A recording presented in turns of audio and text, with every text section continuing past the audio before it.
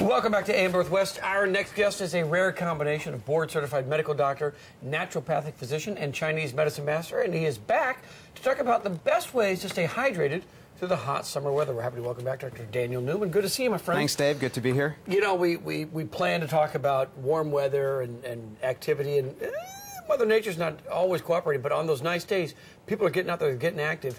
How important is it to stay hydrated? It's very important to stay hydrated, and you know, one of the things is that when we're busy, when we're involved in activity, we don't always think to drink, and as people get older, they tend to lose their thirst mechanism. Oh, so right? A good rule of thumb is just to, if you're out there and it's a hot day, make sure you're drinking. And is water the thing to drink all the time? Is that always the answer? Well, you know, if you're just sitting on the patio and enjoying a nice summer's day, water is fine, or coconut water, which is the juice in a fresh coconut. But if you've been sweating profusely, you're going to lose minerals like sodium and potassium. And if you've been exercising, then you're going to lose or burn sugars and carbohydrates, and you want to replace those as well as just the water. Okay, so in that case, what I think about are, you know, the bottled drinks that you get off the shelf. You know, energy drinks. Right. They seem more than expensive to me. But are those good for you? Well, apart from the expense, a lot of them are full of refined sugar. They may have artificial ingredients. There's another option, which is that you can make my variation of a natural rehydration drink at home by taking, for let's say, a quart of rehydration drink, 3 3/4 cups of water, 2 tablespoons of lemon juice, 1/4 of a cup of honey, 1/4 of a rounded teaspoon of preferably sea salt, and a special added ingredient, ribose, a scoop of that.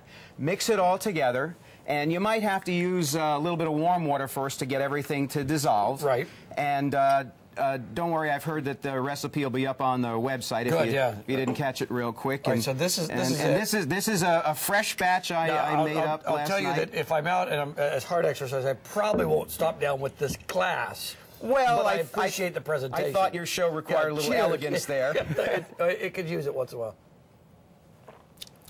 Oh yeah, okay. So I see that. So what you're replacing are those I guess the minerals that you lose, the sodium, right? That kind of stuff. But in a healthier way, I'm guessing. Right. I mean, even though this is using essentially natural ingredients you would find in the home, plus ribose, which is a special sugar that's found in ATP, which is the energy component of the cells, and studies have actually shown that if you take ribose, that it decreases evidence of biochemical injury after exercise, and I found that people actually recover more quickly. But just mixing together these natural ingredients, you duplicate the recommendations for sodium, potassium, and sugar by the Institute of Medicine and the American College of Sports Medicine. And if I've heard you correctly, that you want this more natural kind of sugar as opposed to refined sugar, just something you pour out of a box.